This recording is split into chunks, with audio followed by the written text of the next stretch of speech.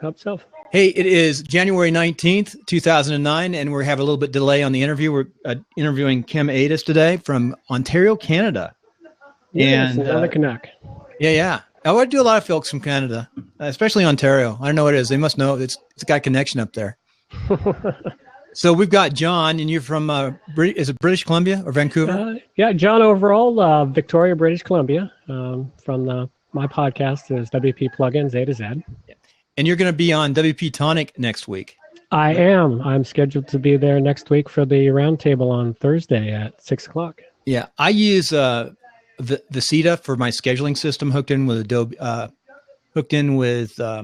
my Google calendars, and it really works well. So I'm going to try to get the WP Tonic into that system. Sometimes he has them fill out my other one. Did you ever fill out a form? I did. He sent me a form. I filled it all out and sent it back. You know what? I probably have that form. It's on my Timelines connection. I need to set up a separate one. So that's good. That's you. Hey, how do you think you get SEO out of iTunes? Isn't that bizarre? SEO out of iTunes? No. You know how WordPress, you Google WordPress and they have a pecking order up there for the shows. Oh, yeah. Mm-hmm. What's the magic to getting up to the top, you think?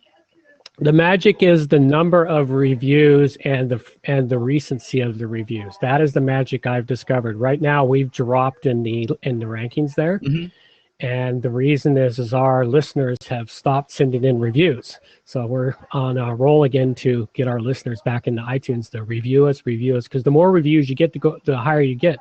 The sad thing is the iTunes, especially WordPress, there's still 2 or 3 shows that haven't recorded a show in 4 years. Yeah, in the top 6. Real fast, Kim, if you want to just come in on your own, just click on that and we'll get you in. But stay on John for a second because this is really interesting. WP Talk would be really good. Hey, if you want to, I'll send you a link for Timelines. That's my old show. I've got 100. We're doing Timelines a day. We're at 181. And you like a Genesis, which is good too. And yes, I do. Do you go to WordCamps? I haven't been to WordCamps outside Victoria, mostly due to cost and expenses. I actually spoke at the WordCamps here in Victoria when we were having them. Yeah. But the core group dropped out for organizing them. Mm-hmm. Victoria would be a nice place to go. How many people do you have there? The last WordCamp we had 300 people attend it. Yeah. Did it sell out fast? 2 weeks. Yeah. See, that's nice. I could actually drive up there from here almost. Yeah, easy to fly, though. It's a beautiful city. I love this city. It's been a long time since I've been there. It's clean.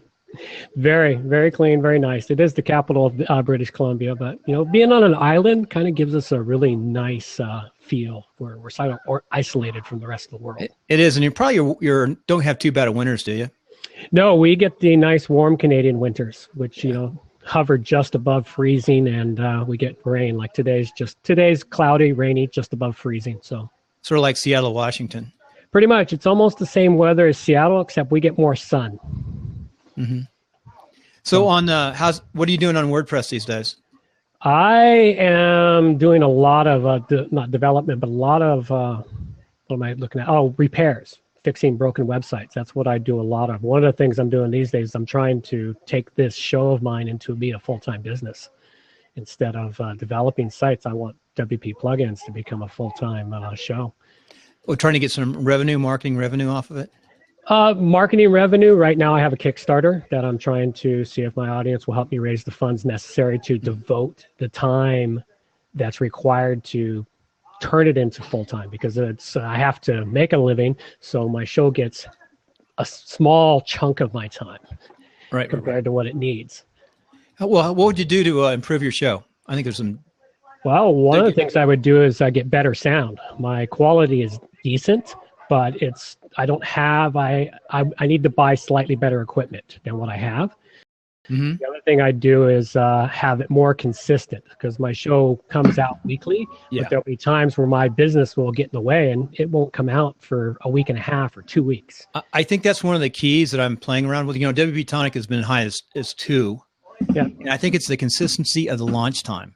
I really think that Apple uses that when you actually upload. If you could upload exactly on the same time each week, I think you enhance your ratings.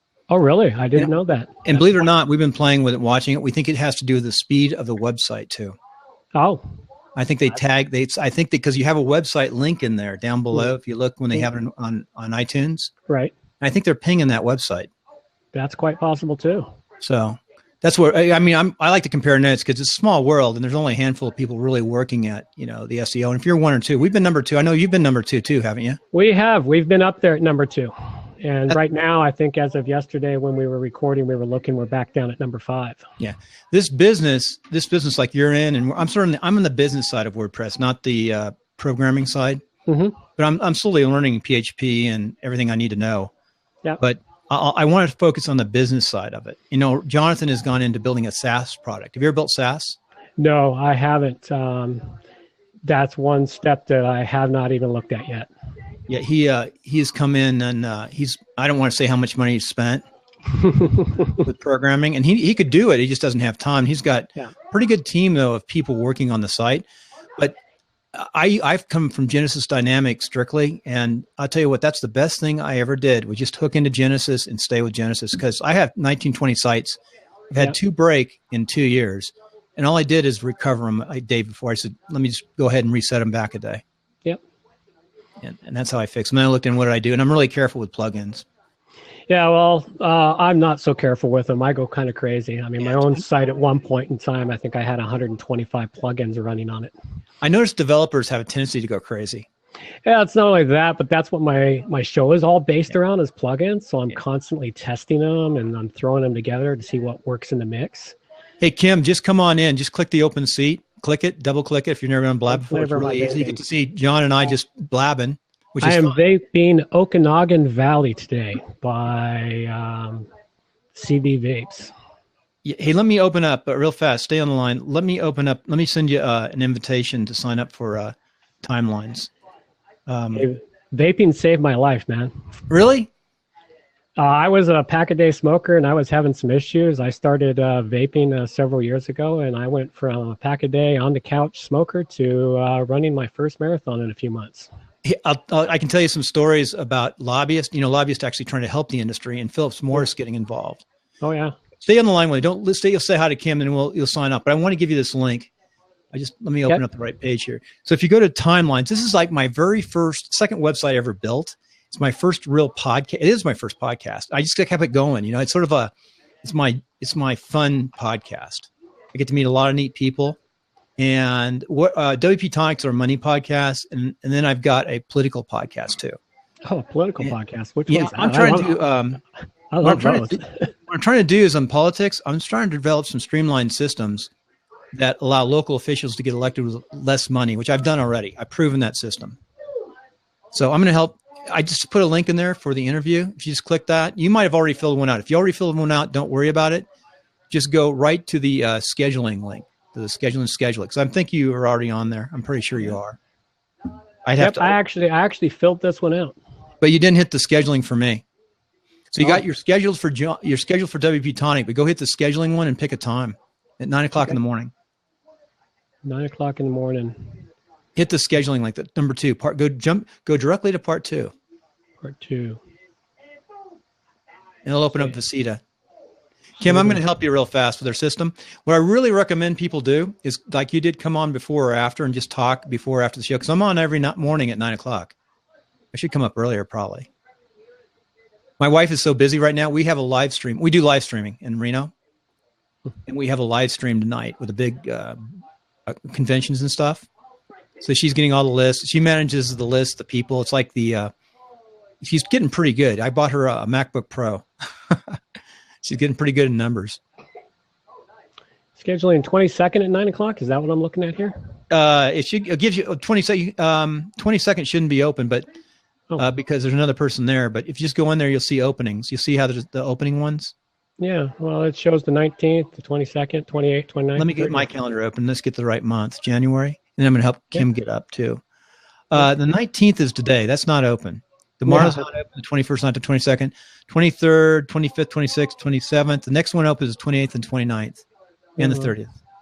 And you can go past that February too if you want to. It goes out 3 weeks. Perfect. So you can pick one of those blanks, and that's Visita. Do you have a calendar system? I do.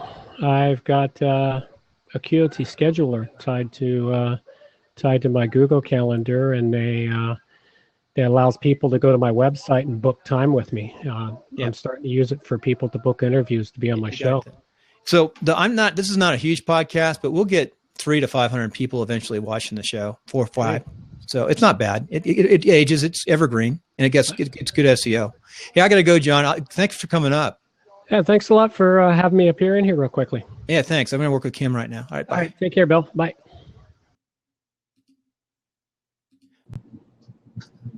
Kim, welcome to Timelines. It's good to see you on your very first blab.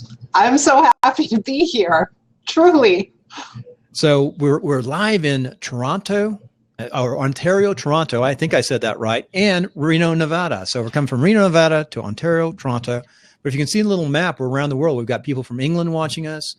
We've got people up and down the West Coast watching. So shoot, we're live, and I love this platform. Your first time on a live streaming platform. So we're getting four things. You're going to be up live right now, and you'll be able to have people ask you questions at the end. We'll be going up on YouTube within 20 minutes afterwards. We're going to have a blog, of course, and then we'll be up on iTunes tonight. Awesome. So when you wake up tomorrow morning, you'll be up on iTunes. Fantastic. How many podcasts you do where they're up that same day? I think it takes a few more than the same day. Usually it takes 3 weeks, to be honest. Yep. I know some people do them 45 days later. They do them all at once, and we do it daily, so it's more fun that way. People find us, and we're growing fast. Amazing. So Kim, tell us about you and about what you do and how you got to where you are. So I run a coaching company called Frame of Mind Coaching, and I have a team of coaches that have all been certified in the Frame of Mind coaching method. And what we do is we coach a very particular type of individual.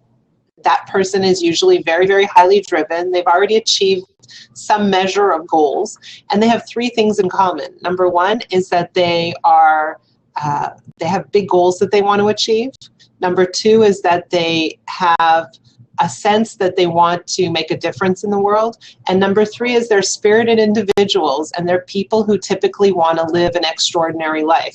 And they want to fill their lives with adventure and meaning, and those are our clients. And the way we coach people is we really look at how they think and how their thinking impacts the outcomes that they generate in their lives. And we use a journaling methodology for achieving that.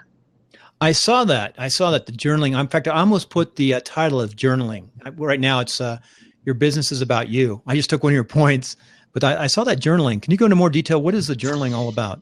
So what we're looking at really is how people view their world, how people see themselves, their perspectives, their values, their beliefs, their past experiences, the messages that they received growing up, and how all that comes together and forms their current behaviors, how that really pushes them to show up a certain way in a variety of different environments.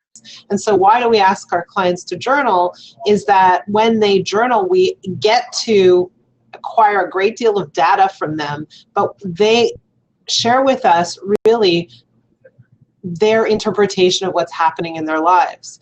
And so they're telling us the story of their lives, the story of their environment, the story of things that go right, the story of things that go wrong. And in the story, we're able to pick up patterns of belief. And that's where the bulk of the work gets done. So here's how it works. Usually we work with clients for a 10-week period. There's a call once a week. Every call is recorded. We ask our clients to listen to the recordings so that they can start to observe their own thinking and their own thinking patterns. And then every single day in between every call, we ask our clients to journal in an online journal. And every time they journal, the journal goes to the coach, and the coach reads and responds to the journal. So it's very intense, it's very intimate, and clients travel a huge distance in a very short period of time. The online journal. So is it a private online journal? That's right. Actually, it's a piece of software that I developed in-house called JournalEngine. And it's a piece of software that a lot of other coaches have licensed for their own use. And it's customizable, but we use it so that our clients have a private and secure space to journal with their coach. Yeah, you need that. I'm an engineer, so I was never a journalist, though I actually kept a journal for 4 years when I was in West Point. And when I was in Afghanistan, on several of my tours, I did a pretty good job of keeping a journal. Problem is when you're like in Afghanistan, you have classified materials, so you got to be careful. Do you still have those journals? I had to destroy some of them, but I've got a couple of them. Wow. the Afghan one, but I have the journal from West Point from 4 years. My first year I never missed, but after that it sort of was sporadic. Still, do you ever go back and read your journals? And I should pause this, but I noticed half my journals in my last couple of years, I think, about girls. That's okay. That counts too. Married, though, Part of life. I think half the time, even at the academy. So no, I do have the journal and I'll keep it and look back at it. But what I really like, being an engineer, I was never a blogger, but I'm starting to I do a lot of technical notes. And I'll start writing now on my MacBook Pro laptop. I'm on a iMac, and I don't like to write on here. On my MacBook Pro, I like to write on. And I'll watch something or a show, and I'll type notes, and I'll do it on basically a post. I like posting, and I've got some other software that helps me write a little bit better, correct some English. So it's fun. I think it's a great idea. You're the first person I've ever heard doing what you're doing, though, the idea of journaling. I've heard journaling is great. It's pretty magical, and the reason is that the coach really, really gets to know the client very intimately, and that doesn't exist in a lot of other settings because they really have a lot of frequency of contact, and so that frequency changes the game. So they're getting a lot of information, and they are building a very, very close, intimate relationship with their clients, and that allows the client to really go dig deep and go into those kind of scary places and really do a lot of personal work. So it's everything a coach needs to capture and keep clients. Is that it? That's the journal. That's Journal Engine. Yes. But, really I'm using that piece of software for my own coaching. That's how it was created. I created a piece of software because I needed to use it for my clients. And then it turned out into a product in and of itself. We have a lot of programmers that watch the show because of WP Tonic. And they're way above my level of programming. But this is pretty impressive. How did you ever develop this? This is a lot of work. Well, I'll tell you a really funny story. When I first started, and you can tell I'm not very technical. You can see that. John is here from Canada. He's British Columbia. He's well-known in WordPress. Okay, well, I'm not that technical, but when I first started coaching, I knew right away that I wanted my clients to journal, and I used Blogger. You're familiar with Blogger. It's an online software for blogging. Right. I thought, okay, that'll work. I'll just get people to kind of blog, but I needed a technical assistant to make it work every time. But so I was going on my way, and I was getting people to journal, and at one point I had a client who was a gentleman who had a lot of tension with his wife. And he discovered that his wife actually hacked into his Blogger software and read his journal. And the journal was really descriptive and essentially said, "My wife disgusts me." Oh, that's bad. I thought, oh my God, that's the end of my career. I'm dead now. And so that was the trigger. And I said, look, if I'm really going to be in this business, I absolutely need to find a way to help my clients feel totally secure. And that's why I created. So I hired a programmer who worked with me full time to create Journal Engine software and create something that clients could feel totally safe using. Yeah. Hey, I got to be careful here, but I've worked with my wife for 25 years on and off. I'm a reservist too, so I had to go back in the military, and I finished out up to about 2001. We worked together every day for about 11 years, and she had a real estate office, and then behind that was my construction design build office. But we shared, and I was the backup broker, and I used to help her, and we had shared computer systems and processes. She ran this brokerage. She's a professional. She has a degree in accounting and ran brokerages and managed, and anyway, that's very hard work, a lot of transactions, a lot of legalities. And now I went off to war, and she sort of downsized when I went off to war, and I came back, and I wanted to get my business going again, and I wanted to get her business going again. So it's really hard working with your spouse in business, I tell you. But as far as the family relationships go, they're fine. But sometimes business, we get mad at each other, like their business decisions. It's very tough to do. And I've often said, I wish I could just have, because she's downsized, I wish she could have more of a coach, because she's gone to management into traditional. She loves to work with a small team and actually just sell real estate. She sells around Lake Tahoe and Reno. And these are $1 million houses. And what brokerage is she with? I got to watch what I say. What brokerage is she with? She's with Chase, but she's also owns First Realty in California. Oh. She owns her own brokerage in California. Got it. First Realty. She's downsizing, First Realty California. And we also have a national relocation firm for Canada in here. It's small, but it makes some money. But she's been 25 years, but she's managed, brokerages for a long time, but it's always tough to work with your spouse, I think, in a business. Well, there are lots of coaches in the real estate industry. Has she ever worked with a coach? No, I asked her about that and considered working with a coach, even though she's very experienced. Sometimes she thinks she's too experienced, but I think you just need that accountability, things of that nature. I do too. I need accountability also. I don't agree. You don't think you need accountability? Here I go. I'm stirring the pot a little bit. Take someone like your wife. She's pretty driven, wouldn't you say? She likes what she does. She actually likes working with clients in real estate. So she's the kind of person who, if she says she's going to do something, she typically does it, right? I'd say so, yeah. And she's actually can become pretty tech savvy too. Right. And so very often when we think about coaching, we think about the accountability model of coaching. But from my point of view, I think that the accountability method of coaching is actually detrimental at best and dangerous at worst. And so let me kind of share how that works. So let's say someone comes to you for coaching because they're struggling to achieve their goals. And so typically when someone struggles to achieve their goals, how do they feel about themselves?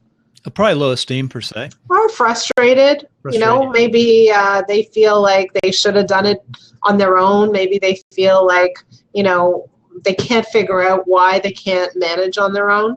And so what happens when there's an accountability model in place? Let's say, you know, you and I are coaching together, you're my client, and you're coming to me and you already feel frustrated. And what if we have that accountability agreement where I say, okay, here's what I want you to do. I want you to do these next 3 things for next week. And what happens if you get them done? That's great. But what I've done is I've created a system where you're dependent on me for getting things done, right? I'm holding you accountable. Right. And it's great. But what happens when I'm gone? You're kind of stuck holding the bag by yourself, and now you may get tripped up. And so from that perspective, it's detrimental.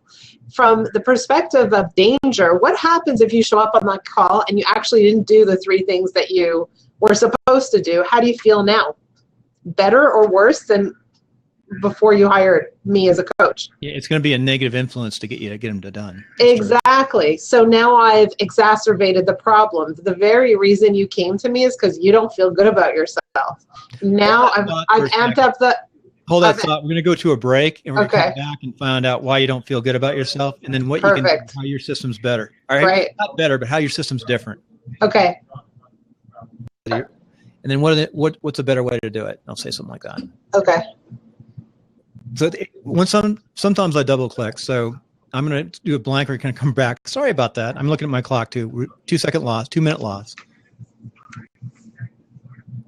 Okay, and welcome back. So you just got a quick rehearsal break because I didn't start the recorder, but let's start again and tell us, first of all, what's wrong with accountability, and then what are better ways and other alternative ways to do coaching? Okay, so let's talk about accountability. Luckily it's my favorite subject. I can talk about it over and over and over again.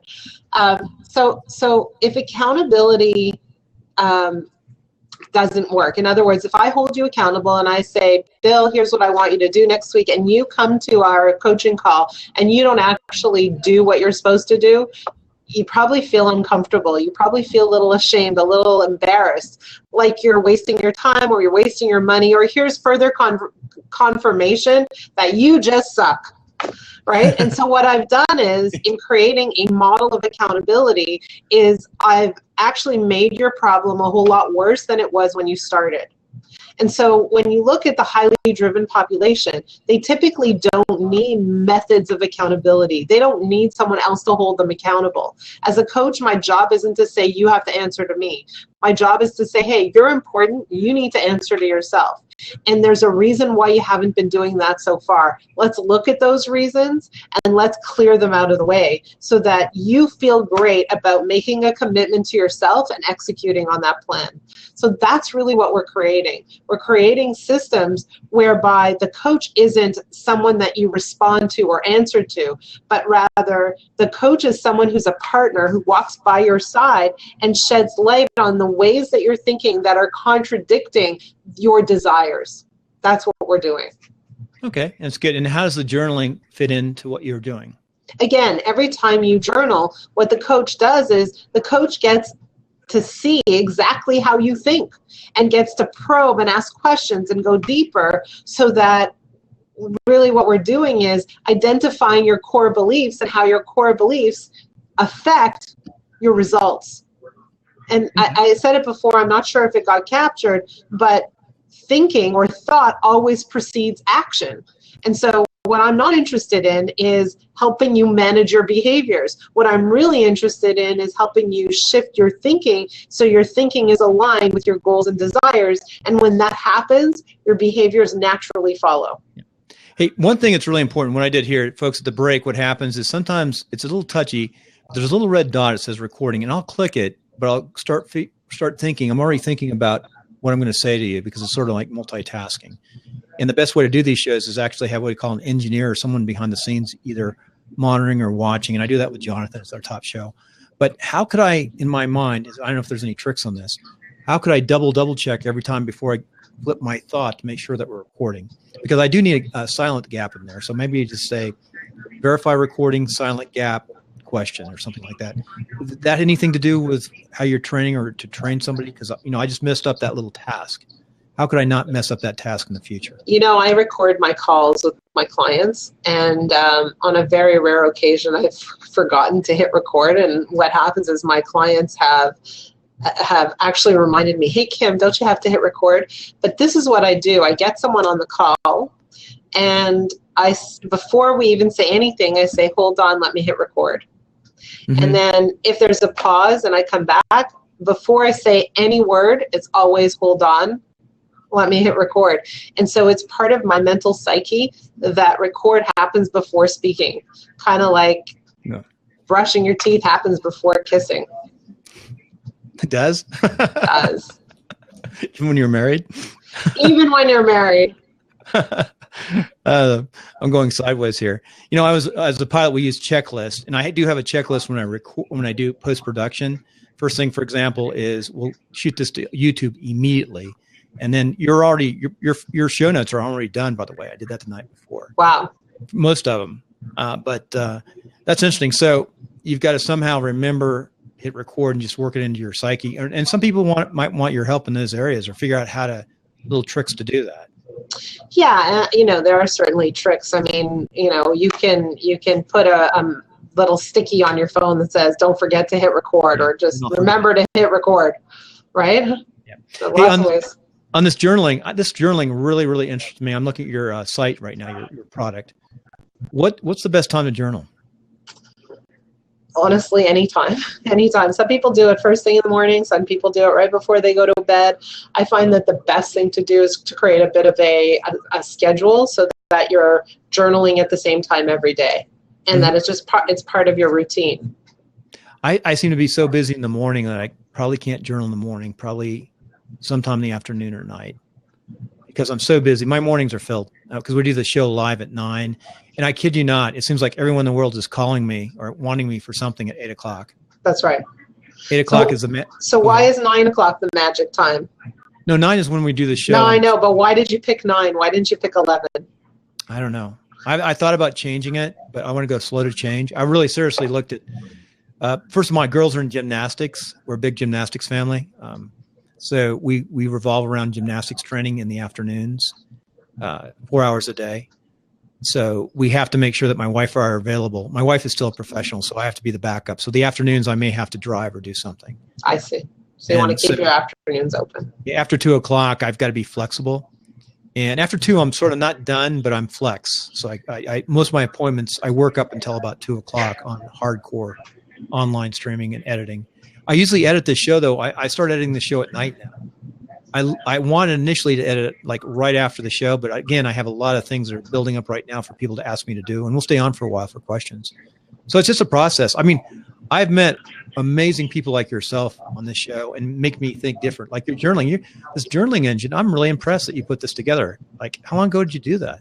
Oh, it's been 7, 8 years. That's a long time ago. Yeah. And obviously, it's a piece of software that goes through iterations, right? It keeps new features keep getting added, etc. But it's designed for anybody who's coaching people, anybody who's training people, anybody who has a membership group where they want people to collaborate together. That's who it's designed for. But it was designed by a coach for the purpose of helping people develop. I'll ask you a question. What Your client, you described your client, they're business people generally, correct? Well, they're either executives, entrepreneurs, or we have a lot of innovators who are out there just creating amazing things in the world. Have you ever coached a politician? I have not coached a politician, but I've coached a very, very significant and prominent politician's daughter, and I'll leave it at that. Okay, we'll leave it there. Yeah. The reason why I said that is prior to 9/11, on a side track for about 6 years, we had a real estate company and a construction company, but we had our own media company. Then the media started helping politicians out because there's a lot of laws in the United States to get local politicians elected. And I really got into this political thing and saw what a bunch of goofballs the politicians were. I mean, they would change when they run for office. And if there's a way to coach somebody to stay on course and not do stupid stuff, it's hard to explain. I have to tell you, I think that if we could coach politicians, if they were open to it and dedicated some part of their lives and their time to it, the political landscape would look very, very different than it does right now. Yeah. And honestly, my experience in coaching this one individual, the daughter of a politician, really gave me tremendous insight to the complexity, the intensity, the stress related to just being in the family of a politician. And I'll tell you something I think is really interesting is that if you can look at how a politician leads his or her family, that would give you tremendous insight into how that person might lead a country. I totally believe that. 110% believe what you just said. We had one of my favorite politicians, and I won't mention her name, a good friend of my wife's attorney, very prominent, but she had no endorsements, no support, and she won a fairly large county position. And her husband was a military person who left her early, but she did an amazing job of raising her kids and being a professional, and just did a tremendous job. Very accountability fun. Everything she did was well. And she ran for office because she was in a dead-end position as an attorney working for a large agribusiness. And she won a local, very important office. But she did it without outside support, and she's one of the few people who stayed normal or stayed to her core values, and her family is excellent. That makes so much sense. Yeah, I think there's so much to be gained and so much insight to be had when you examine a politician's family life and just see how they operate their values, their perspectives, how they parent, how they treat their partners, what kind of son or daughter they've been, all of that. Super important. On the other side, unfortunately, I've seen a lot of politicians, especially in California. I came out of California to Nevada, elected, who had terrible morals and backgrounds. One in particular who won state senate and a supervisor's position. He was married 5 times, had bankruptcies, and had been thrown out of the Navy. And he got elected. I don't understand how folks like that get elected other than they're manipulated by the special interests who back them. Well, they got good consultants around them. I come from Toronto. Everybody's heard of Doug Ford, right? Oh, yeah. That's unbelievable. So we lead the charge on that one.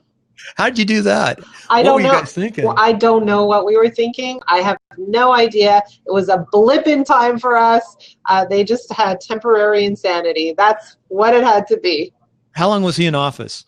Too long. I don't even know anymore. And now he's really he's struggling. He's battling cancer. And I'm sorry to hear that. Yeah, but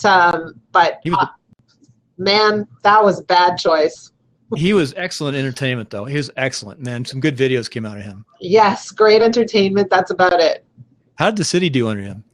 Under him, there are some things that really thrive, but I really think that he was a horrible, horrible role model. Just unbelievably, shockingly bad. So we have a great person who has replaced him. We're very happy with how things turned out in the end.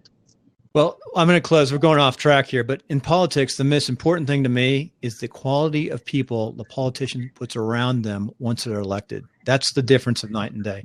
I worked after the military. I worked civil military operations overseas, so I had to deal with both administrations, and I saw the different appointees and the people I had to work with going between the military, the citizens of the country we're fighting, and the State Department. So anyway, we went off track, but this is a fun conversation. So we're going to pause. We're going to come to a break, and then we're going to go back to how the listener can find you.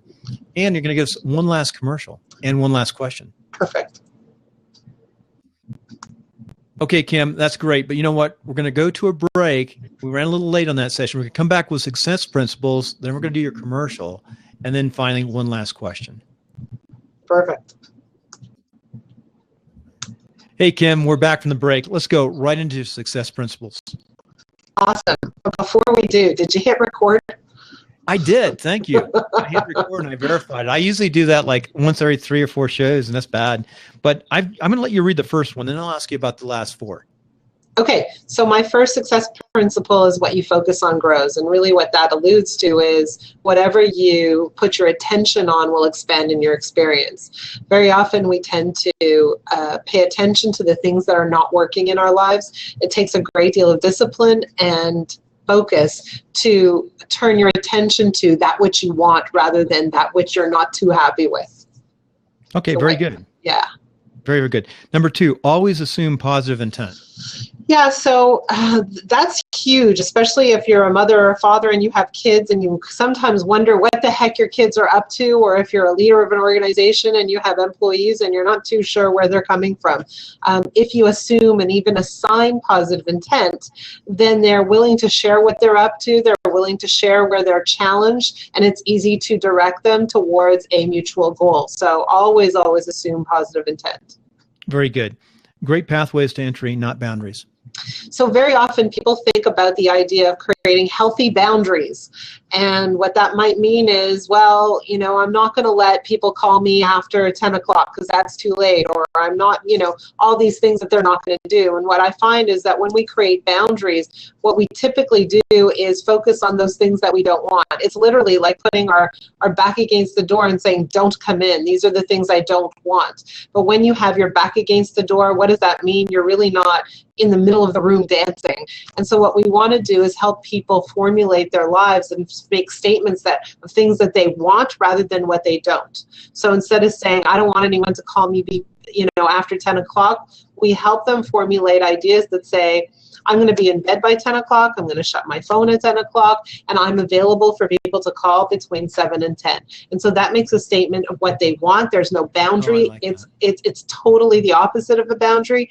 It's an opening, and that's what we want to encourage people to do. I just listened to what you said, and like you talked earlier about, why do you start at 9 o'clock? Because at 8 o'clock, I do get busy in the morning, and it seems like it's a rush between 8 and 9. And I like to put my full attention to the show. So that's interesting. Maybe I can look at applying that to this show and how we do it, or at least maybe people call afterward or something. Sure. You let people know when the best time to reach you is, and then you're winning. Or not take any calls at 8 o'clock, maybe. Wow. Interesting. Very good. I am here every day at 9. So if anybody wants to practice when we're done, they can come up and blab and practice too. Kind of interesting. Okay. So you don't have to jump off a cliff to start your business. That's right. The idea is you can pilot your ideas. Like here I am, I'm piloting the idea of doing Blab. Maybe it's something I want to do again. Before I completely commit to the process, I want to pilot it a few times and see how things work out for me. So if I were to start a cookie business, for example, it doesn't mean I have to buy a manufacturing plant and go full out right from the get-go. I could potentially just say, hey, let me test out if people even like these cookies, and slowly grow into it. People think that they have to quit their jobs and take 100% risk and incur a whole bunch of debt in order to start a company. And what I want to say is that's not true. You can ease your way in. That's a very good formula. Actually, in this new media world, I say, because it's changing so much and there's so many different skill sets to learn, I call it the side hustle. Keep your job, start working at doing something. You can do this online business with a full-time job. You just have to learn bits and pieces at each moment of the day at night. And it definitely is interesting work. That's for sure. Very good. And the other thing, just a side note, I see a lot of people try to do what I'm doing, and I have other businesses, and I maybe made this mistake a little bit initially, but they spend way too much money on things that they don't know how to run. That's right. And I think a lot of people think that they have to do a million things in order to succeed.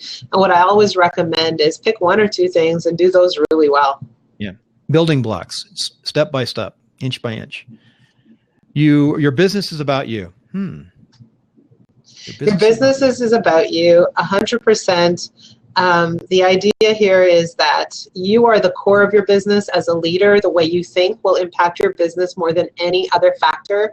And if you don't get that right up front and you wonder why things aren't working, start to examine your own thinking. So your business is 100% about you.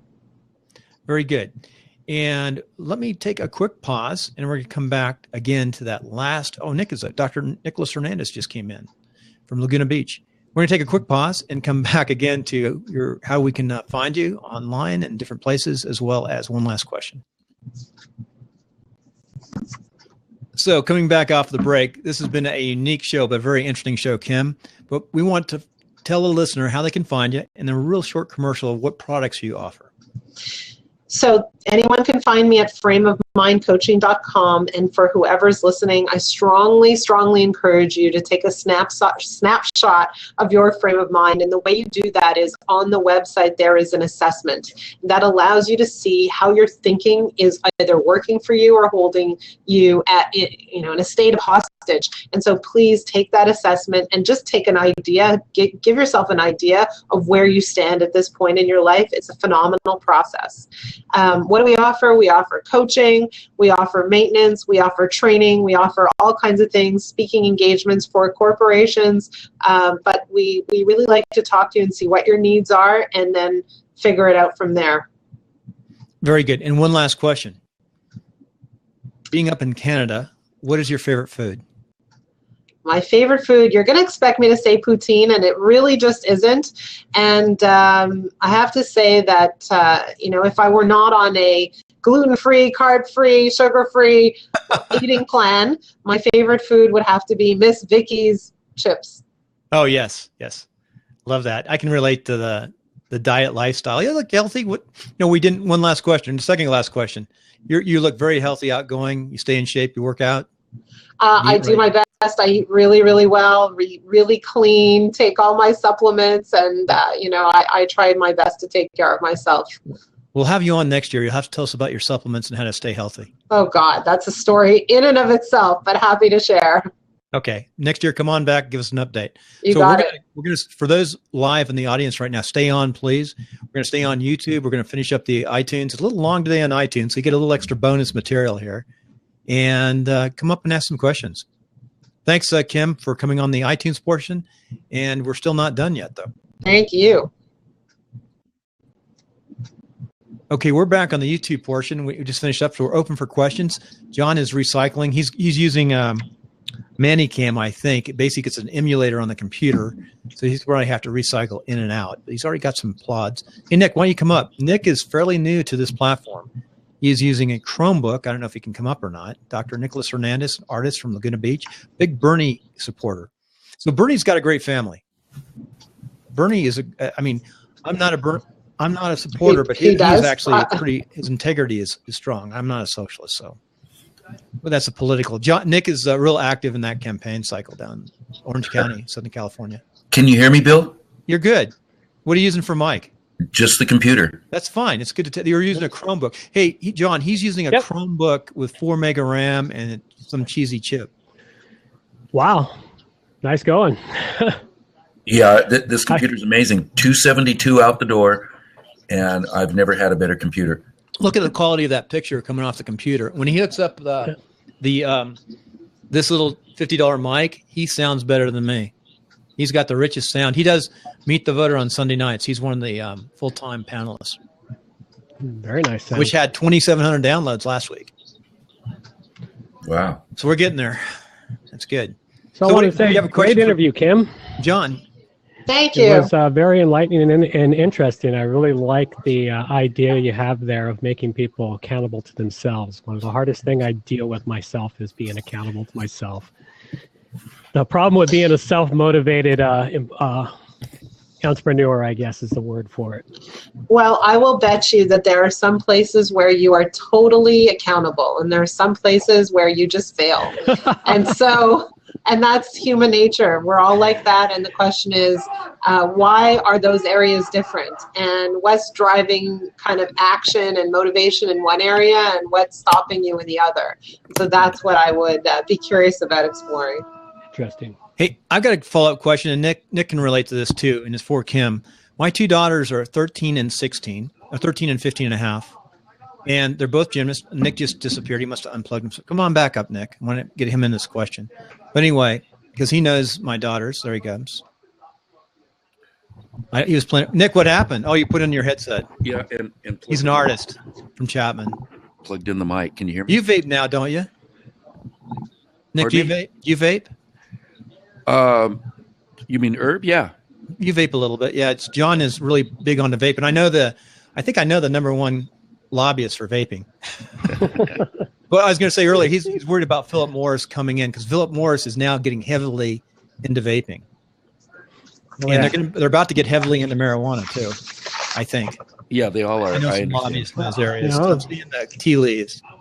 But anyway, real fast, we're getting off track here. My daughter's in gymnastics. I'm like all over the place today, so excuse me. But my daughter's in gymnastics. Nick knows them. You know, Joanna, she's at 13 to 16 group, level 8. In San Francisco, she came in second overall this weekend.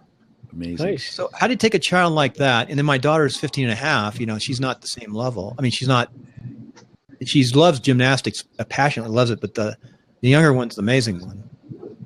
Yeah, my daughter was third in the Southwest rated and number 1 in bars last year. Is 12 and under, and that goes 13 to 16. So she's already starting off strong. How do you motivate kids in the high school ages in sports? So the term motivation is an interesting thing, and I find that it's a controversial term actually, because motivation typically comes from external sources.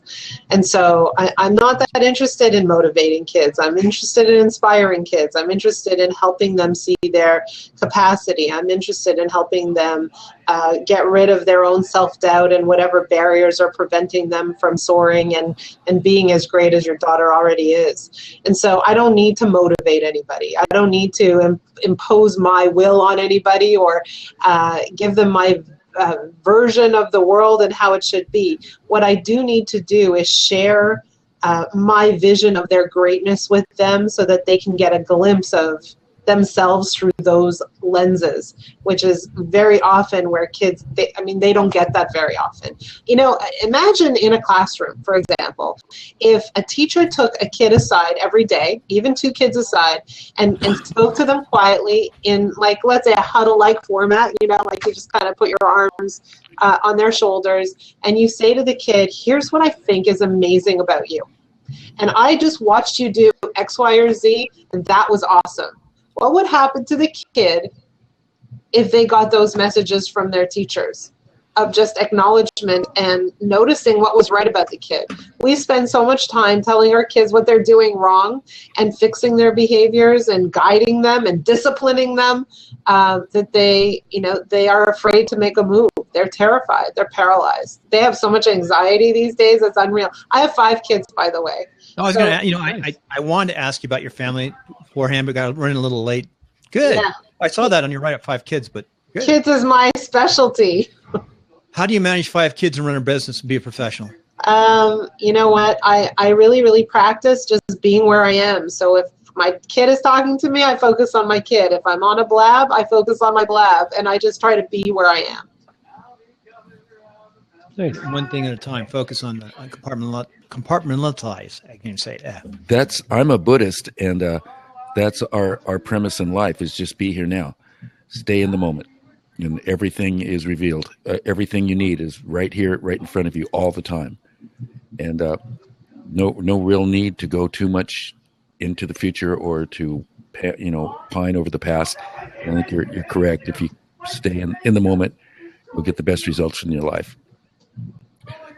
I meditate, and one of the greatest things that you could ever teach a kid is to meditate, and to just sit quietly in the moment.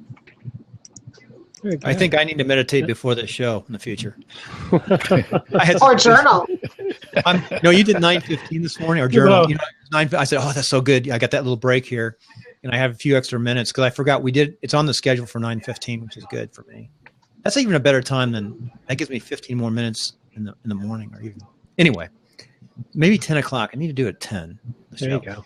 Very good. Hey, one thing is, I grew up with Vince Lombardi in sports as my coaches were Vince Lombardi fans, and Vince Lombardi He's an interesting guy. I wish I could have him on and interview him.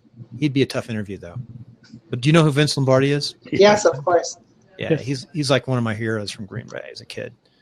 And the other thing I was going to mention too is we're going to do a show on timeline on the politics. Meet the Voter, meetthevoter.com. Eventually, going to do a full show on the prison population, especially in California. We have the largest prison population in the world in California, I think. And how would you approach prisoners with accountability and journaling? That might be an interesting topic. Well, it's an interesting thing. What we have found is that, again, we're looking at the way people think. And I don't know if prisoners all fall into the same category, but I imagine some crimes that some people commit come from a place of real psychosis or illness, and that's not my specialty, so I'm going to say that right up front. But there are some crimes that people commit, maybe lighter crimes, where they have felt forced to do it. They felt maybe pressure. They felt like there were no other options, and that's really a function of a person's thinking. And that thinking can be challenged. Other options can be brought to the table. So the idea is to teach people to identify their goals, their desires, and to figure out whether or not their thinking leads them towards their desires or away from those desires. And what we find is very unconsciously, people behave in ways that lead them away from what they truly want. And we see that over and over and over again. So it's really about teaching people to remember what they want and continue to turn in that direction with their thoughts and their behaviors. Okay. Go ahead. Nick, do you have a question? Well, I have a thought on what Kim just said, and it's twofold. One is that there are many different types of learning, and different people have different ways of learning. I coached high school tennis for like 20 some years, and I've been doing lectures at several universities about art. And one of the things that, one time I can show a kid, watch me do this stroke. And another time I can tell a kid, do it this way. And somebody else, I have to grab them and work their arms, and so there's different people have different ways of learning. So, and then the other, you need to recognize that to get through to them. The other thing is about journaling is make a list. If you could make a list of, say, 8 things that you want to achieve in your life. And that's an interesting process, because to sit down and actually make a list of 8 things you want, you have to make certain decisions, and then when you do, then you prioritize the list. Okay, and that is another amazing process that one goes through within yourself, because as you prioritize that list, you start to see what you really want the most. And then instead of being like a sailboat without a rudder, you can self-direct yourself. You can be directed by your list. And I think I always encourage people to do that, because it really helps you see what you want and not stay in this sort of foggy state. Yeah, and what you're really saying is that the question you ask will help you. I mean, the question is almost as important as the answer. And so asking the right questions is really critical. And I mean, that's the process that we use when we coach people, is they journal and we ask questions and we keep asking questions. So we get to really the source of people's beliefs and really demonstrating how their beliefs end up fueling their actions, and sometimes getting them great results and sometimes really not. When you get to those beliefs, what happens if they suddenly realize that their beliefs are in conflict with what they're trying to accomplish? Well, that happens all the time, right? That happens all the time. So, I mean, just take something very simple like, money is evil and I'm trying to get rich. That's not going to work, right? And so we would challenge the belief that contradicts the desire.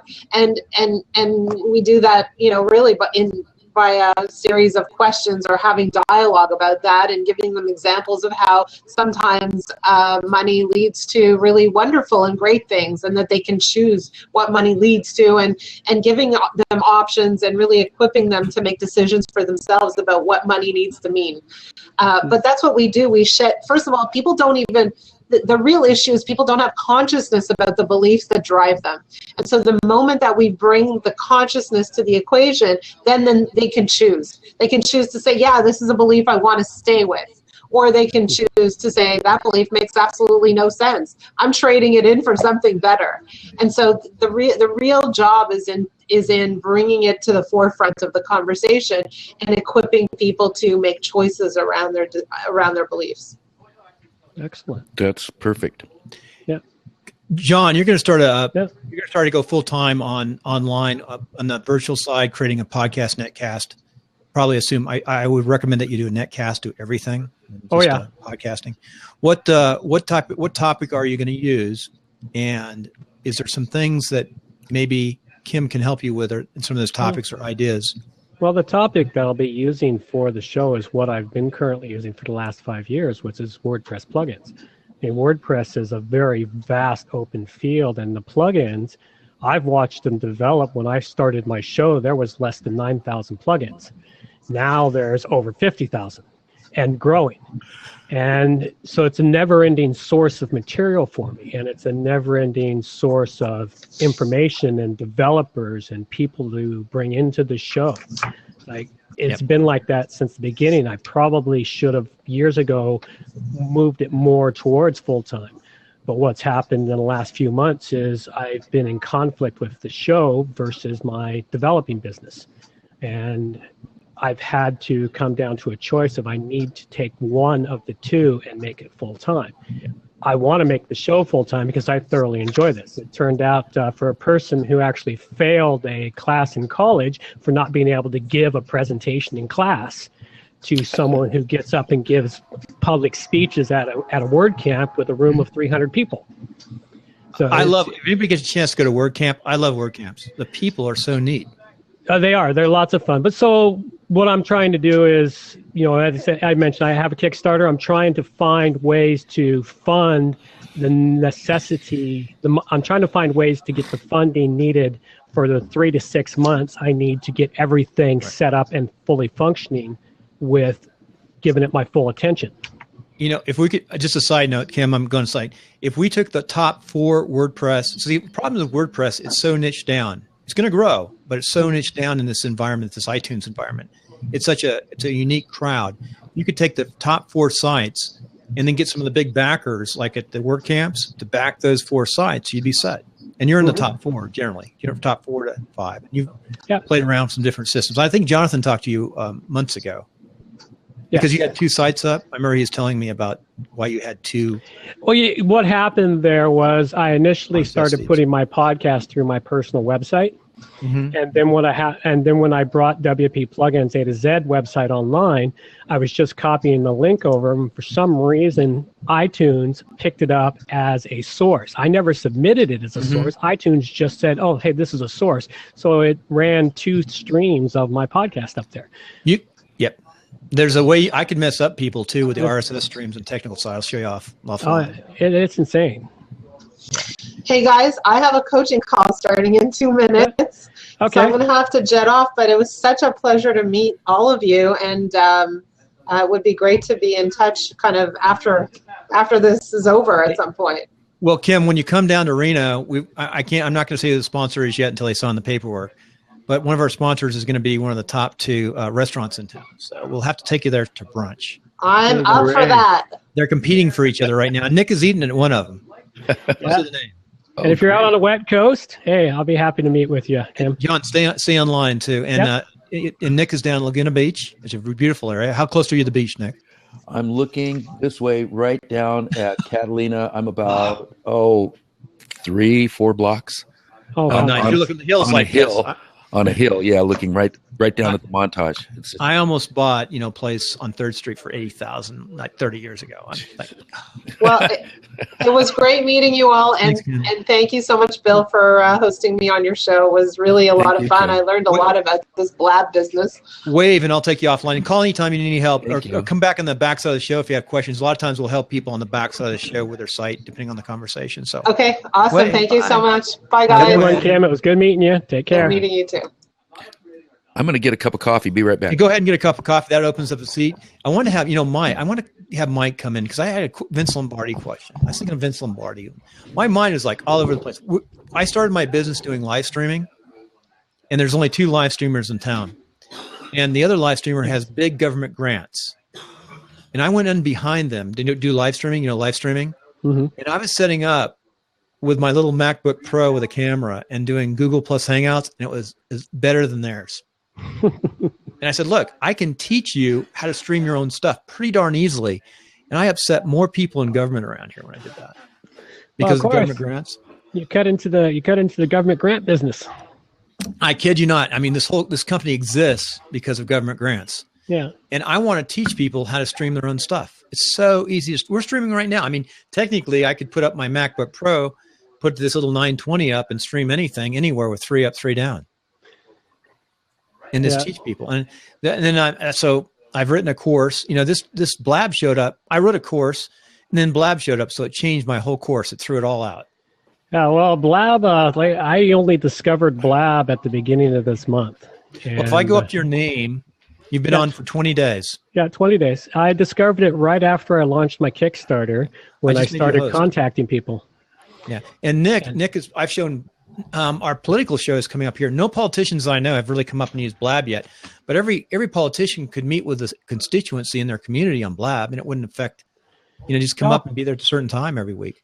Oh yeah, there is so much use for this, and I like the fact that it has the 4 windows in it, and allows you to have a good 4-way conversation. People can drop in and out. I've actually found some very interesting ones. There's been some great esoteric ones. A fellow down in Mexico was having some really great discussions for about a week there on Blab. It was just interesting. And I'll tell you, when I first started in, I still listen to your podcast, but I used to listen to your podcast a lot when I first started learning WordPress.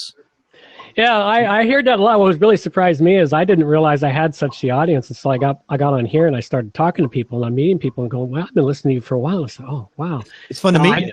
I knew the show was being downloaded. I mean, I put a show out and 24 hours later, anywhere between 1,100 and 2,000 episodes are downloaded. You see, with 2,000 episodes on WordPress, it's so targeted, that's worth about 10,000 anywhere else. That's what I'm told. 15. Yeah, and our show is very targeted. So, I think I need to start have you had any people approach you on selling advertising? I have not, and that's the one thing I hadn't done with this show. I had not tried to monetize it in any way. I had not gone after advertisers. I had not gone after promotions. I'd thrown affiliate links up on the website and made a few dollars here and there because, of course, affiliate links never make you big money. They make you, pocket change from time to time. And this is the year I decided that all that was going to change. I would say with 2K, that it's $15 per K. You should get more than that because the target audience, let's say premium 25, and you had 2 ads, that's $50 per episode minimum. Yeah. That's with 2 ads. If you had 3 ads, that would be 75. No, excuse me. I forgot to double that, 150. Because it's 2K, it's per 1,000. But it could be more than that. Hey, John. Yes. What's your background? I'll be right back. I'm going to get some coffee. Nick? My background? No, the actual background that I'm looking at. Oh, it's actually my green screen. Okay, because it's really cool. Yeah, it's actually, I've got, we'll turn it off for a second. I got a green screen here. Oh, great. How cool. Yeah, that looks great. And I found an image that I really thought reflected the sort of stuff that I do. Yeah. I spend so much time online and with my servers. Like I have my own web servers that I manage and do a fair bit of business. And I kind of liked it, so it's kind of cool. And it just you're out of Arizona. Well. Yeah. No, I live in Victoria, British Columbia. Oh. I am due north of you. In fact, my co-host lives down near you. He lives down in L.A. Oh yeah. And, okay. I spent a lot of time in Southern California as a kid. My dad was in the U.S. Navy, so I grew up in San Diego for several years. Oh, North Island? No, he was stationed at North Island, but I grew up in Mare Mesa. Mm-hmm. I watched Mare Mesa grow from 500 homes to the crazy metropolis it is now. Right. Yeah. So yourself? I'm a sculptor. I'm Chapman University. I don't know if you can see it. Yep. There you go. I lived here in Laguna for 48 years and nice. Raised my son and my grandson. And uh-oh. You froze. Well, we'll wait for you to come back. just love it. But Hey, Ian, you want to come here and be on camera, buddy? Come around here.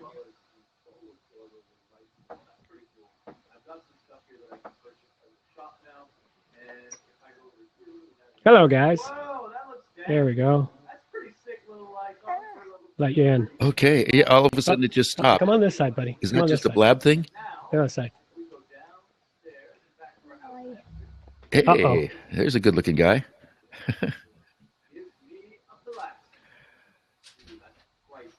I seem to have lost you out here for a second. Can you still hear me, Bill? Yeah, you're good. You're still good. I can Nick? hear you. Yeah. Can you You're hear good? me? Well, I seem to have lost Nick for some reason. It hit the, That's a blabism because Nick is really good here. I know I'm recording. When you see the recording, that's your son. That's my son. He's homesick from school today. Looks a lot like you. Yeah, he does. That's what I'm told. You guys have the same look. Can you tell, buddy? You Say hi. look really alike. You got to put your hand up here.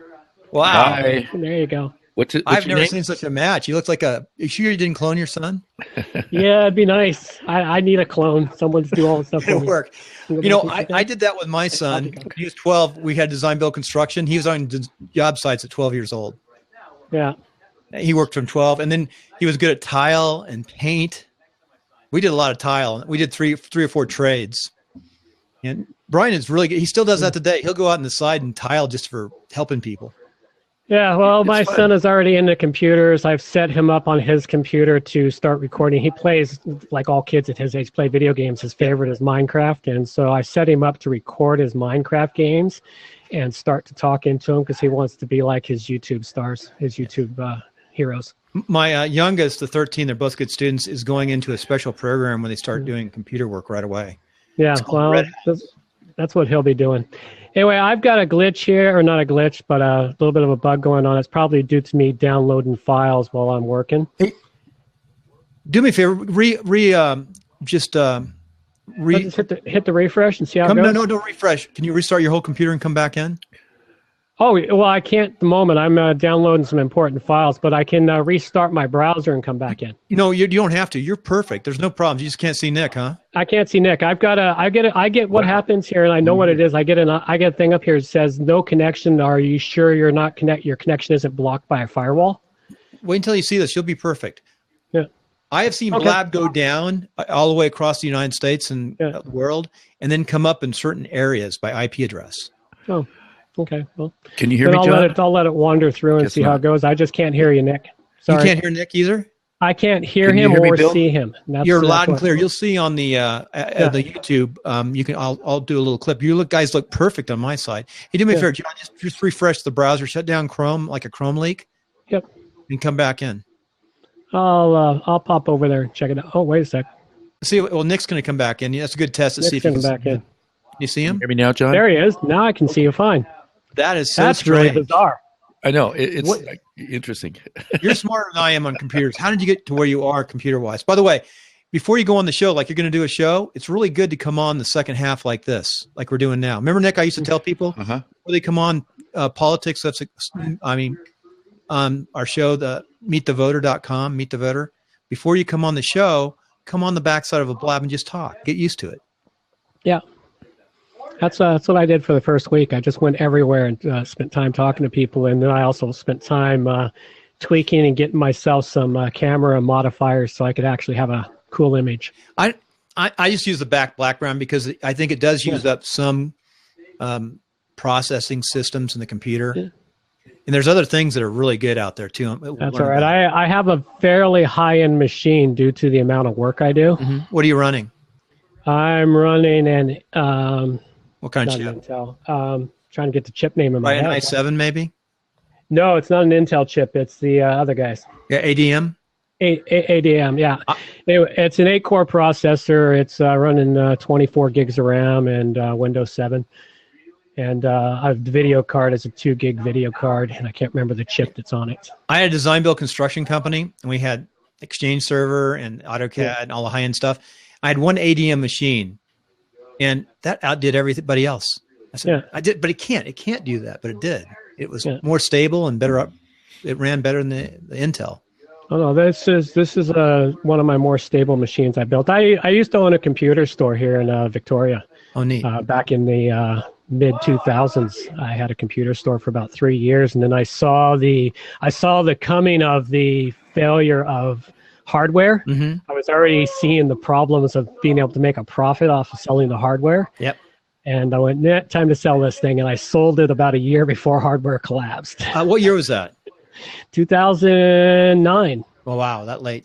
We used to build all our machines custom from us. They had about, we're close to Silicon Valley, we're in California, and they had about 5 stores and they're expanding. Yeah. Everything we built was 100% custom for design, build, construction, AutoCAD. Yeah. And I started going to Dell. I got an Exchange server from Dell, and then we started going to Dell.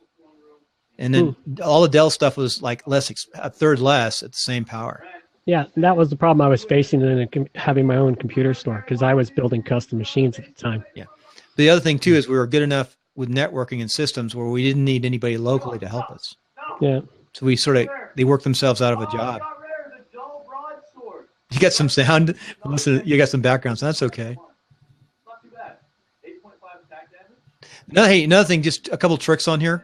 When you do your show, if you cough or something, you can block. Yeah, got the little microphone for.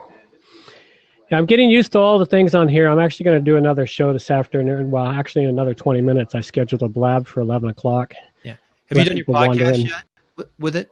Yeah, I did one podcast with it, and I put it up. The sound was a little flat, so I've got to work on that.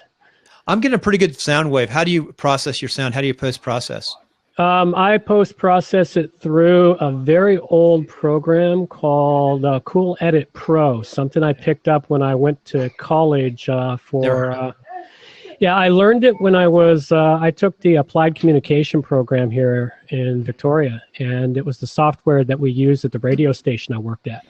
Oh, that's neat. Yeah, so you have the engineering background. Well, sort of. I learned a lot from taking that program. The Applied Communication program used to be a generalist program. It taught us television, radio, publishing, and the internet was just coming up, because that was in 2000 when I took those courses. Yep. And so I was on the leading edge of the internet.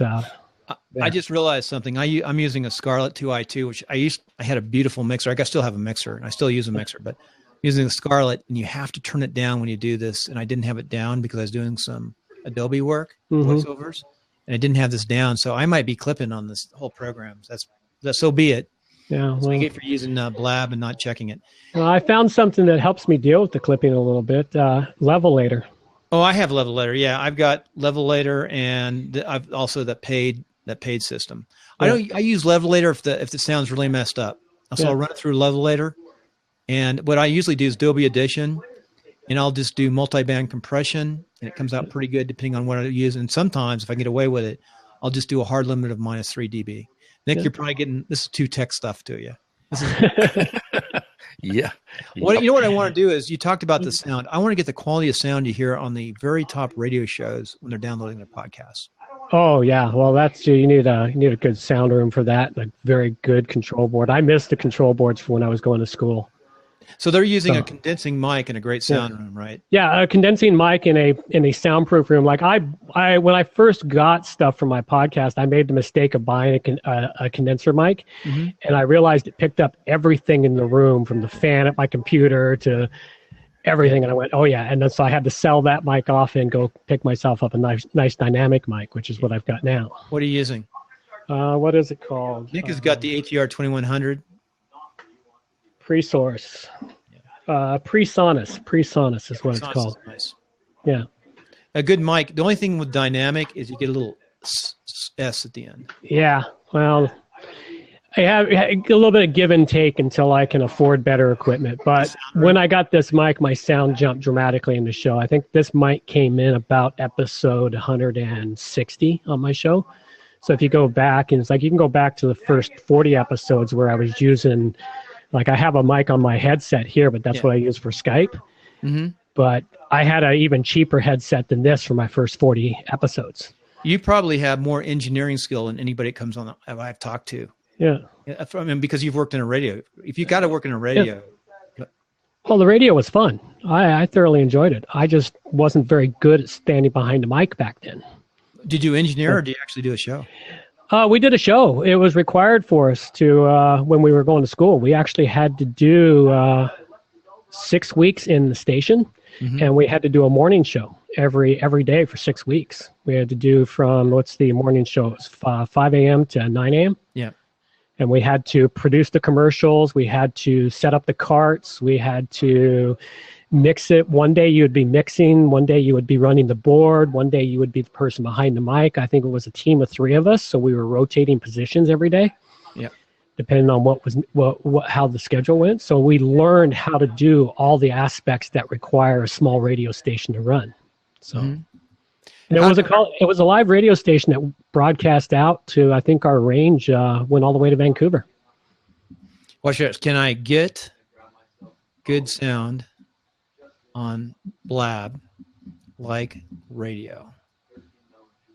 I just put that out. So I changed the topic. Nick, come on back in. I just you come in. Can I get good on Blab like radio? Can I get good on Blab? You missed the word. Can I get good on Blab like radio? I just did it. You know how to use that little thing, all those little commands? What's a good in the last 10 minutes, what can we talk about? How to get good sound, how to get good sound. How to get good sound on Blab? I don't know. On Blab. For podcasting. Yeah. Don't know that one yet. I've only yet begun to experiment with it. One of the things up above. You know, I've watched Dave Jackson, been on a couple of his blabs, and his blabs are going out as his podcast. And I've listened to the podcast after, and it sounds pretty close to what he does. But I've also seen his setup from his video. He's got wires running everywhere, so he might be doing a recording like when I was talking to my co-host yesterday. We'll do the video. We'll save the video to go up on YouTube, but the sound, I'll record it the normal way I record our podcasts, right, into the recording software I use. I have the, I forgot one. It's not a Zoom. It's an older little recorder that I can record on. And it does a pretty good job. I wish I had a Zoom. Do you have a Zoom? I don't have any portable recording recorder. I can't think of my MP. It's a real small little recorder. It does a good job, but I can record dual track. What's nice is I really should have that hooked up because it's the only way I can monitor the sound. One of the negatives about Blab is there's no way to monitor sound other than my little here. I'm going to turn this up, see if I was capping. See, I just turned that up. So yeah, that's definitely capping there. Yeah, so that's where it was when I did most of the show, unfortunately. And this is where it should be right here. And that's just, it's like in flying, it's called VFR. We're just doing it by sound here. Yeah. So I was high. So you think if I run that through Levelator, it'll fix it? It might. You never know. I mean, I've run things through Levelator that surprised me how it came out the other end. Well, Nick took off. It's 10:47. You got a few more minutes. Hey, thanks for coming up. It was good to meet you. Come up anytime. I'm up every day at 9. Yeah. Well, I'll pop in. I'm usually, I wasn't planning to be here this morning, but my kid's home sick, so I decided to sit down here and check out Blab and do the other work I needed to do. The other thing, reference to Mastermind, you know Dave Jackson pretty well. He speaks really highly of you. I know that. Yeah. And is to get people together and figure out how do you monetize, you know, in this WordPress niche, how would you monetize? Maybe a small speaking. You could do, you know what, if we did like the 4 top WordPress people who have podcasts and got them on a speaking tour, I wonder if you could sell enough tickets to that. You might be able to. But monetizing, well, I've been given a lot of thought about monetizing the WP plugin show. And one of the things is I have such a targeted market of people is that the developers need to reach those people. Yeah. And they're the ones I've started approaching them to start advertising with me because they need to sell their plugins. They need to get an audience that is looking for plugins. And that's what I've got. And my audience, while I imagine there's a good core of about 800 or 900, the rest of it seems to fluctuate. Right. You should come on. We do the round table. Yep. It's mostly a Southwest thing, but we get people from New York too. You should come on that show. Did Jonathan invite you to that? Yeah. Is that the one you've got in the evening at 6? I have no idea. All right. Yeah, I know he scheduled me for a roundtable on WP Tonic 6 o'clock next Thursday. I think the roundtable will always be at 6. I think I need to talk to him. I'm trying to move up his show up to 10:15. So we go right from the 9 o'clock show to the 10. What will happen is people will follow over who aren't used to WordPress, and you'll get a few more people coming on. Now, see that I changed the name up there? The name has everything to do with Blab. You've got to get the right title up here to get people to come in. Yes. I mean, I haven't done well. You got to get it's all wordsmith, or we call it copyright, right? It's copyright. It's copywriting. I actually learned copywriting too. That's another thing they taught us at the thing was copywriting. I try to apply it. Sometimes I nail it, and other times I swing and a miss. For example, you know, sometimes Jonathan did real well last time, but we forget. We sort of we don't think, we forget stuff. So like hashtag blab, blab sound. Like the blab sound didn't motivate anybody. Yep. So I just put something stupid up there. But when we finish, I'll go put the original title back up there. Yep. So also, I have, how many websites do you have? How many websites do I have personally? Yeah. Do you have a bunch of websites? God, probably 20, 30 personal websites. I mean, I have 4 or 5 that are actually active. You're testing stuff, I take it, in the background, right? I'm always testing stuff. Yeah. And how do you maintain? Do you have do you maintain your sites with a system? I'm using. I do. I use. I'm using CMS Commander. CMS. I'm actually using Jetpack on my 1819 sites, and it's doing pretty well. I've got Bluehost Cloud. I've got. I know the guy's names. I can't think of. I got 3 hosts, and then I've got one. Gosh, my mind is going blank. Yeah. The other thing I'm doing is I've been converting my sites, all the individual sites. I've been converting them to MU. I've been bringing MU, WordPress MU.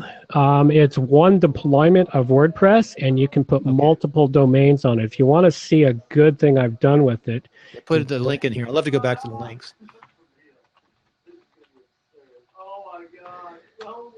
This was a project I launched a couple of months back. I have one person managing it now. She's taking care of it, and it's a promotions. And what it is it was a website created for people in the fitness, doing fitness. Either they want to blog or create their own website, and it's WordPress MU. And when I built this, I realized, hey, now that MU is actually stable, I can actually consolidate my own stuff. I've been working on consolidating WP plugins and WP support and WP medic and johnoverall.com are all being brought in under one MU site. The nice thing about the MU site is it interlinks into itself, and it actually starts to build its own SEO amongst all the sites that are tied together. So it goes back and forth. Wow, I've heard of it. Yeah, it's a bit of a monster, and it's not something for the faint of heart to attack, because it does take a little work to get it to launch correctly. Once it's up and running, it's not much harder than a regular WordPress site to maintain, but it does take some time and effort to get it up, and it does take planning to get it up and running correctly, because it allows you to have multiple domains and domain mapping for the site. It's like you can go to a website called whyrun.ca, and that's my runner's blog. But the domain for that is also run.thefitu.ca. Do you run too? Yeah, I run. That's the place to make money in this podcasting world. Running? Not running, but just fitness. Oh, fitness. Well, yeah, that's the other thing is I'm going to be starting a podcast with Sherry Lynn. She runs my FitU website. She's my marketing person. She runs the website? She runs the website for me. That's unusual. You're the tech guy, and she's running the website for you. I built it. I do all the technical stuff. She puts up the content. She promotes it. She's on the social media feeds for it. She does all of that stuff that I don't have time for. So could you figure out something I can use for politicians, local politicians, to get them elected? A system or process? Their fundraising, just one template that I can just use and it'll work. Yeah, actually, it's funny you say that. Marcus and I have discussed that a couple of times when we've started talking about it as a way to sell that thing all over the United States. Something. Because I come from that. I was elected for 6 years. I was vice mayor of a city prior to 9/11. Oh, cool. And I had a design build construction. We used to do. I know all sorts of lobbyists. Bad word. I record that too. Yeah, well, what the heck? But if I could figure out a quick, easy system that worked, that would fit in there, and then coaching them. Because I have a different system of getting people elected. You're really quiet. You don't spend any money until the last 45 days. Yeah. But you raise money like a maniac. All you focus at raising money in the last 45 days. And the less you say, the more money you're going to raise. Yeah. Because the guy with the money at the end, with the right, we use targeted mail and social media together, will win. Yeah. And you just don't say anything. You don't fight. You don't say stupid stuff. And the politicians that go out too soon and work too hard lose. Yeah, well, that's the interesting thing. It's kind of like, I don't know if you paid attention to our election here in Canada we had this last year. The longest election in our history, 60 days, which of course makes us a laughing stock in many places, because 60 days, that was insane for us. It's usually 30 days and we're done. I'll tell you something about American. I know American politics is ridiculous sometimes. But hey, let's get back together. I'm looking forward to having you on the show. Okay, perfect. And you signed up for the timeline too. That'll be good. Yeah, I'll be in there for that one. All right. Well, I got to. Sorry, go ahead. Blab sound didn't work. You notice up there? I just changed. That's all right. Anyway, I do got to run because I got to go take care of two or three things before I appear on air in 5 minutes. Yeah. So I'd like to know when you're live on Blab too. I don't do the following thing. Doesn't work for me. I need actually some kind of. It works beautiful for me because I've got it on my phone. Oh, and okay. what happens when people log in or create a Blab, it puts up a notification on my phone so I can look at it to see if it's one I want to go look at. Well, I have 2 Blab accounts I use all the time, so I should just put my notifications on the other one and this one. Yeah, that's a good idea. Hey, thanks, John. It was a pleasure meeting you. I've admired you. Really helped me get going too on WordPress. Yeah, well, that's great to hear. Thanks, Bill. Thanks. Care. Bye. Well, we had another interesting show today. We had John. This is an amazing platform as long as you do it every day. John, Kim, I was like all over the place. In fact, as soon as we get done here, I've got to make calls. We don't have to live stream tonight, but we are running the money side of the business. We've already got the money side, and we run the website, and they collect the money, and we provide the collections at the events over in Reno here for when we have events and things of that nature. Side business, nice little business. And so I've got to decide, do we want to do this streaming tonight? I got to talk to them. I got to talk to the casino. We basically hook up into their, it's actually a big resort casino. It's not a little casino. We have to hook up into their mixer. And then I got to make sure that the speaker tonight's got permission and that we don't use any music that's, not allowed, things of that nature. So I got a lot of work to do right after this, but really enjoyed this show. Had great people on. It was fun. And we'll pay attention. This will be a good Blab. This will be out tonight on iTunes. It'll come out really well. And John's going to be on, I think, on the 22nd. Before I finish up here, I'm going to put it on pause. I'm going to change the name up here so we get the old name back on, and we'll get back to work. Well, we just tweeted it. We changed. No, we didn't get the name back. Got to get the name back here. So we're going to go to topic. We're going to drop in the original name. We're going to hit it out there. I'm going to tweet it once. So we've got an updated tweet. And I'm going to post this. No, I'm not going to post it yet to Facebook. I've already posted to Facebook. Hey, thanks, everybody. It's a really good discussion. I learned so much from the show. And it is almost 11 o'clock Pacific time. We're coming from Reno, Nevada. And it's been a pleasure to be on.